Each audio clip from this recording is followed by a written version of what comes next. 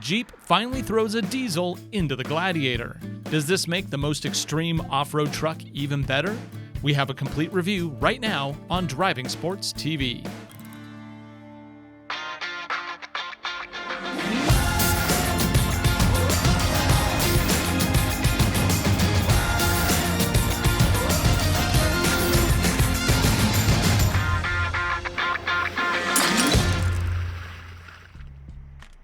Jeep's Gladiator hit the market a little more than a year ago to much celebration. And though it hasn't unseated any of the sales leaders, it has earned a solid following of enthusiastic owners. For 2021, Gladiator fans have something new to get excited about. This is the new Gladiator Diesel. The model we're testing today is the up-trim Rubicon with a long list of options. Price as you see it here, $67,130 including delivery. Yes, it has $24,000 in options, including the diesel, which itself is $4,000 of the price. Under the trademark double-latched hood is a 3-liter V6 turbo diesel that churns out 260 horsepower and an impressive 442 pound-feet of torque. Though you can get a petrol Gladiator with a manual transmission and an optional 4-wheel drive system, the diesel is only available with an 8-speed automatic transmission and a part-time dual-range 4-wheel drive setup. EPA rates economy at 21 miles to the gallon in town and 27 on the highway.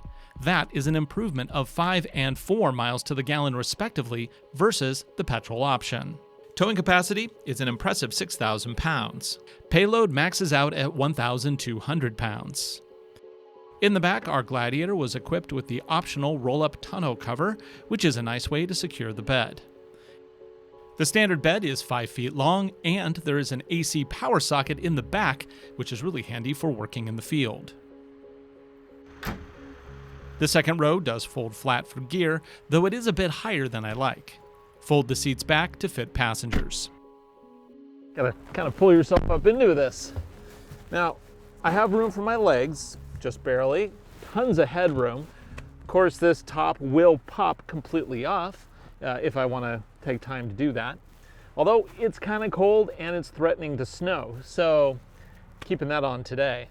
We also have built-in speakers here, which are for the whole party feel of the Gladiator. In the center, I have an armrest with cup holders, 2 more cup holders down there, and then a little basket for accessories. Yeah, not bad actually. It's a little tight, but it's really not that bad. This is a Jeep, all right. All the normal stuff that you expect in a Jeep, it really hasn't changed at all from last year's review. Yes, I am wearing a Toyota coat, and the reason is because it's really cold outside, and all my coats have logos on them, and I don't have a Jeep one. If I had a Jeep one, I would be wearing that right now. The interior of a Jeep is very different from any other car, and it is the way that it is for very good reasons. They've moved a lot of the controls off of the doors because the doors can be completely removed. That's why we actually have the window up and down right here. Also, we have tons of controls for the 4-wheel drive system. Front and rear lockers. We have sway bar disconnect. We have the part-time 4-wheel drive, high and low lever. And then we can also switch into drive, park, and all those things here with the main control. Overall, really cool looking interior that is purposeful. Even though, you might look at it and go, okay, big knobs, but those are good for mittens if you need to do that. Some of the buttons down here get kind of buried, but you're really not going to use your front and rear lockers all that often. It's not an everyday thing, so it is buried a little bit lower. And then we also have, water sealed media ports because, if you're Jeeping, that's important. I mean, this comes off. You can even take the windshield off. I mean, this whole thing is like a Lego kit. And that is the appeal of these vehicles. Are they the greatest on freeways? No, but you buy something else if that's what you want. We got lots of cubbies here, cup holders. We have what's this? Oh, this is the tool. Ha! It even comes with tools to disassemble those parts I was talking about. Got a USB there, USB, and this is a USB-C. This one, being a top-of-the-line model, has a lot of really great features, including blind spot warning. We have the big screen. We have the leather interior. The seats here, pretty comfortable. They say Rubicon on the back, so you know you have a fancy model. All the controls are manual. There's no electric controls here, but they are heated, as well as the steering wheel is heated. And those are some simple buttons here, or you can do it within the navigation system. And this navigation system is one of the best on the market. I really like it in all the FCA products. You can do everything from climate, which is basically a mirror of the buttons here, but you also have quick access to your forward camera, backup camera. Let's go ahead and do a search. You can do searches using voice prompts, though I found the results unreliable. Find Evergreen Mountain Lookout. Nope, didn't mean either of those. Okay, that's not going to work. The more accurate method is to type in a search query. In addition to navigation and XM satellite radio and all the normal stuff, this also supports Apple CarPlay or Android Auto, depending on which device you have. It does not support wireless, though. I do have to plug it in. So go ahead and plug it in. And there we go. It's a nice bright display that is very responsive. Today we are heading into the mountains to test out some of the features on this Rubicon. Along the way, we will also hit the freeway so we can see just how easy is this to drive every day in normal conditions. The most significant Achilles heel for a Jeep is, of course, freeway driving. This thing is designed for really difficult off-road conditions, and on the freeway where it's smooth, all of its little problems kind of stand out. First off, there's the noise, lots of it. That kind of is what happens when you have a vehicle shaped like a brick with a diesel engine under the hood pushing you through the wind. You get a lot of wind buffeting noise. The engine actually is fairly loud. I can tell there's a diesel under there, even at speed here. And then, of course, it's also running on all-terrain tires, which aren't known for being the quietest. Add it all up, and you have the exact opposite of a luxury experience. But for the capability of this vehicle off-road, that is why people put up with this. Now, there are a few features here that can make driving on the freeway a little bit more convenient for people who own Jeeps. Items like adaptive cruise control are available, but keep in mind this one is $67,000 and change, and it doesn't have that option. So you can really see that it's super easy to look at a Jeep and go, oh, that's only around 40K. You know, I can do that, sure, why not? And then you start adding on the features that, in my opinion, are kind of must-have features for 2021. And yeah, all of a sudden, boom, you're in the stratosphere. So, and some of those features are really about making this easier to live with on a day-to-day basis. Things like the blind spot warning system, rear cross traffic alerts, rear auto braking, the adaptive cruise control, those are all options. And then there's the question of, do you really want to be rolling around on all-terrain tires? All-terrains wear much faster than a traditional all-season. So you're also going to have a heavier annual investment in tires. But if all of that sounds great to you, and you really just want to see this thing in its element, well, then maybe the Gladiator is for you. Right now, we're going to be comparing this a lot with the 4Runner because I actually had a 4Runner up until this morning. And so I've had the two side by side. We have another adventure that we're going to do later in the month where we take both of them out onto a winter road. But the actual competition for this one from Toyota would, of course, be the Tacoma TRD Pro. The Tacoma is way cheaper, but I would say is not as capable off-road when you really need that extra, 1% of capability. Well, anyway, we're finally going to jump off the freeway here onto the forest roads. Let's see how this thing does when the road gets a little twisty. Now, weather conditions today are, of course, awful. We have pouring rain. It's windy, it's rainy, straight up storm season in the Pacific Northwest. So the Jeep's suspension is super soft. You have this really high seating position, which gives you a commanding view of everything. You're kind of rolling all over the place. To be honest, it's not a very fun experience on windy roads. And in fact, I could see somebody who is very prone to motion sickness may not like this whole situation. I have no problem with it. I know just getting there is part of the deal, and I'm fine with this. Would I buy a vehicle that is this roly-poly? No, absolutely not. I am considering between buying a 4Runner and a Jeep right now, and every time I get in a Jeep, I'm like, yeah, no, it's just a little too much off-road and not quite enough convenience. So we'll see how that actually shapes up when I actually do buy a vehicle. I might buy something completely out of left field, like a Cherokee. Who knows? We'll have to tune back in on that one. Okay, let's go ahead and do a 0 to 60. Now, the diesel here is not all about speed, it's about torque. Likewise, this whole 8-speed transmission is set up for torque and getting over objects and, you know, doing stuff like that. But let's go ahead and see how it does on a 0 to 60. Gonna come to a complete stop right here. 3, 2, oh, I do have auto start stop disabled. 3, 2, 1, go. Whoop, kicks in around 3,000. And 60, 8.88 seconds. It's not fast at all.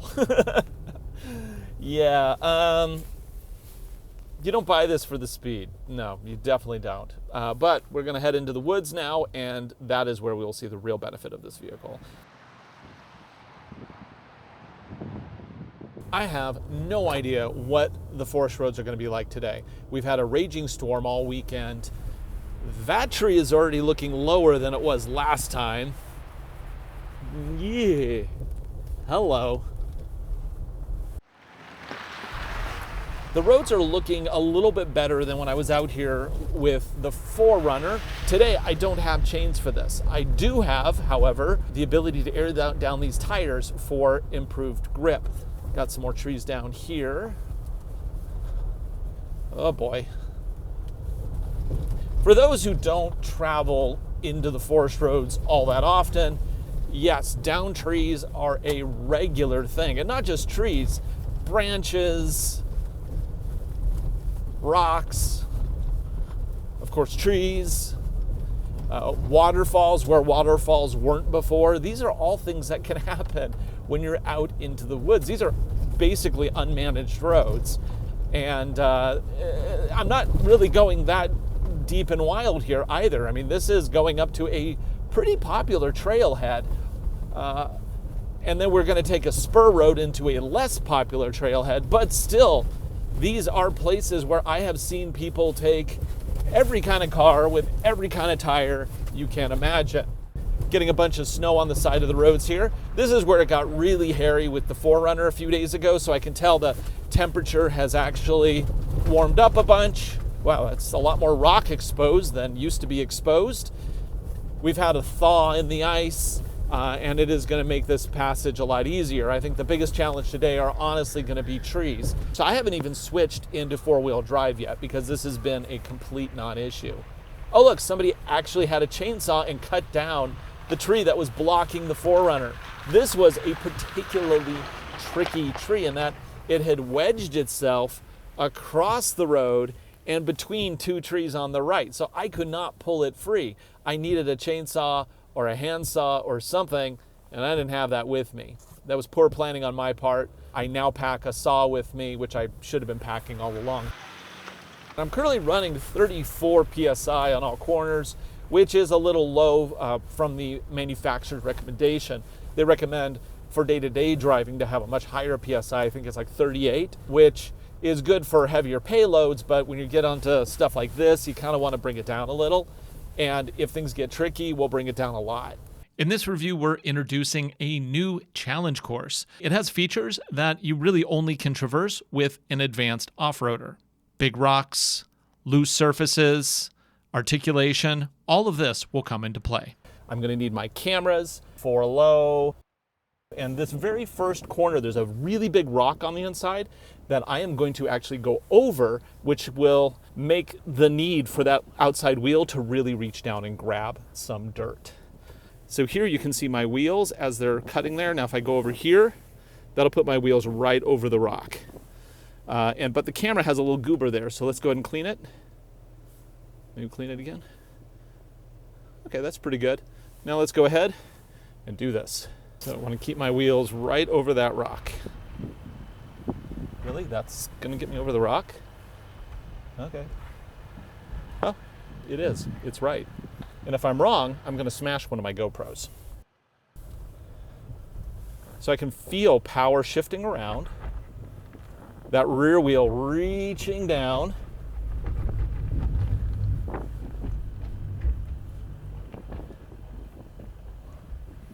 Cool. Yeah, it's a little on the long side. I have to make an adjustment.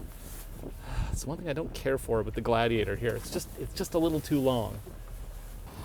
So this rock right here, that's going to be an issue. I'm going to have to go to the left of it.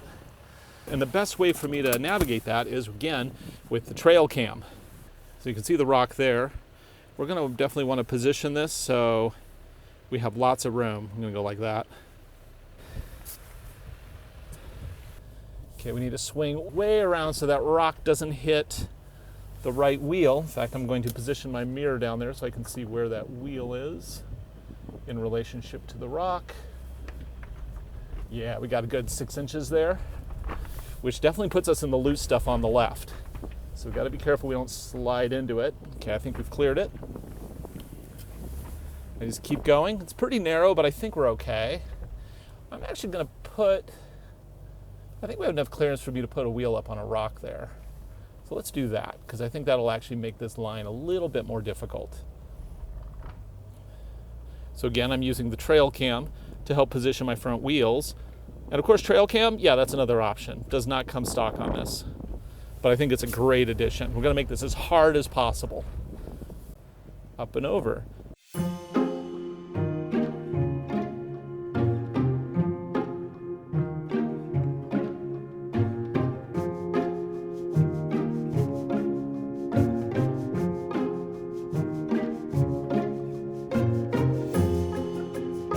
Climb. You can probably see those back wheels reaching down to the ground and pushing us through, something that no crossover can do. That is unique to vehicles that are like the Jeep here. And out we go. I have to say that the torque from this diesel makes navigating obstacles like that super easy, because you have all the torque right off the bat. And it just helps you really roll over. You don't have to rev the motor at all. It's just a slow roll into what you need to do. It's quite good. I really, really appreciate that on this machine. Okay, now we've gone up. Let's see what it's like going down. We have a hill descent control system here. As soon as I hit it, it tells me that I'm currently set for 0.6 miles per hour. And over here, it tells me to use the shifter to adjust speed. So I'm going to slot this over to manual. And I'm just going to let it roll. And we're going to let it do the hill descent. Now my job here, I'm going to switch to trail cam again so I can see what's in front of me under my wheels. I'm going to try to basically, I'm not going to mimic the same line. I'm actually going to take a slightly different line down. So I'm going to go wide here. And we should see a real squishy with that outside suspension as we're lifting up the front. Got to be really, and I'm putting my foot on the brake here because I'm really worried about, you know what, I'm going to cut over and put the rear tire on top of that rock because I am concerned that I am going to really scratch up the wheel. The thing that's great here is as I'm taking my foot off the brake, it's putting me back into this 0.6 mile per hour descent mode. So it gives me a chance to really put on the brake, release it, think about what's going, feel what's happening, and go, yeah, that feels okay. And then just tap the brake, but it stays in this descent mode. It really makes it very intentional, the process. And that's something that crossovers just don't do. They don't, most of them, they hit 5 miles per hour downhill. This one, 0.6. Now, of course, I can adjust it. I just go down to the shifter here, and now going up to 1.2 miles per hour. I'm still going to try to bypass that rock over there, because that is a big rock. Now let's set my mirror there so I can make sure I'm not going to scrape these really good looking wheels. I got a good 3-4 inches there. And then we continue down the trail. We're not done yet. We got one more tight turn up here. Okay, now I gotta decide what I'm gonna do here. I think I'm gonna go wide and then swoop around, which means an adjustment.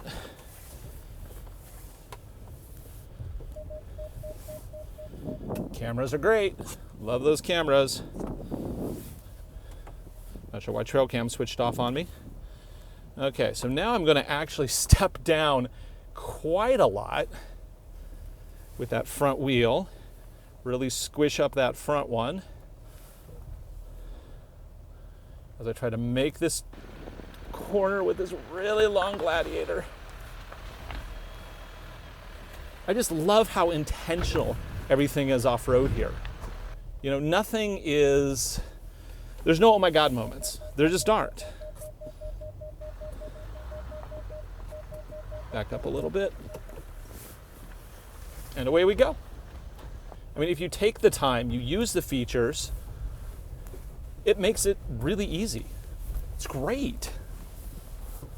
What it comes down to is, how are you going to use your vehicle? If most of your time is going to be spent off-road, in the forest, in the desert, places where you really need this level of off-road capability, then the Jeep totally makes sense.